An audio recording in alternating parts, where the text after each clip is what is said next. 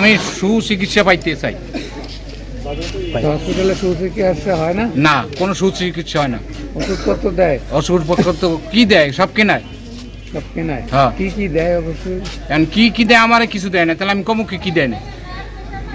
শাহিনা বেগম, আমি মোরলগঞ্জ হাসপাতালে আয়া পোস্টে চাকরি করি, আয়া পদে। তারপরে আমি দীর্ঘদিন ধরে চাকরি করে আসতেছি, আমার চাকরিতে কোনো সমস্যা নেই। কিন্তু হঠাৎ করে আমার কাছ থেকে অফিসে ডাকে, তারপরে হেড ক্লার রেদওয়ান হোসেন আমার কাছ থেকে স্বাক্ষর নিছে। স্বাক্ষর নিয়ে বলে কি একটা চিঠি ধরা দিছে। চিঠিটা বলে কি যে তোমার নামে উপর দিয়ে হেড অফিসতে আইছে। সে যাতে আমি মুজাহিদ স্যারের কাছে যাই, মুজাহিদ স্যারের কাছে যাই চিঠিটা দেখাই যে স্যার আমার নামে এই চিঠিটা আইছে, হেড ক্লার বলল। তারপরে অফিসে যে বললি, তারপরে দেখে বলে কি তোমার চাকরি নেই, উপর দিয়েই তোমাকে বাদ দিয়ে দিছে। এখন ওই চিঠিটা পড়ে অন্য লোকে দেখে যে আমার পরিবর্তে হেড ক্লারের মেয়েরে ওই জায়গা নিছে, আয়া হোসেন, রেদওয়ান হোসেনের মেয়ে। হ্যাঁ, তাকে নিয়ে হয়েছে, মরিয়াম বেগমকে। হ্যাঁ, তারপরে আমি বললাম যে স্যার আমার কি অপরাধ, আমাকে বাদ দিয়ে তারপরে এই রেদওয়ান হোসেনের মেয়েকে নিচে, মরিয়ামকে। এই জায়গা তো কোনো পোস্ট ফাঁকা নেই, তো কোন পোস্টে আপনি নিলেন? হ্যাঁ, এখন বলে কি আমি কিছুই জানি না। আমি বলেছি যে স্যার আপনি জানেন না কেন, আপনি এই জায়গায় টিএইচ, আপনি হেড, আপনি তো সব কিছু জানেন। আমারে যদি বাদ দিতে হয় আপনার থেকেই বাদ দেবে। আপনি যদি সিটি আমার নামে না দেন, আমার নামে যদি কমপ্লেন না দেন, তাহলে আমারে তো এই জায়গাতে হেড অফিসতে বাদ দেবে না। তা আপনি কোন অপরাধে আমাকে বাদ দিচ্ছেন? আমারে শোকজ করেছেন, আমাকে একটা চিঠি দিচ্ছেন, আমাকে অফিসে ডাকেছেন, কোনো কিছুই করেন নেই।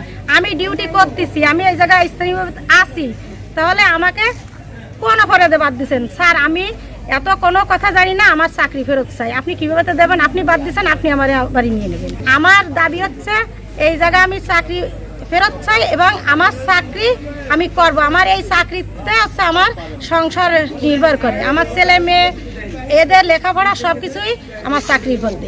আবার এরা করে কি, যে সময় আমাদের বেতন আসে বছর শেষে, বছরের মাথায় যে সময় বেতন আসে, সেই সময় বেতন বিল পাস করতে এদের বলে বড় বড় অফিসে টাকা দেওয়া লাগে।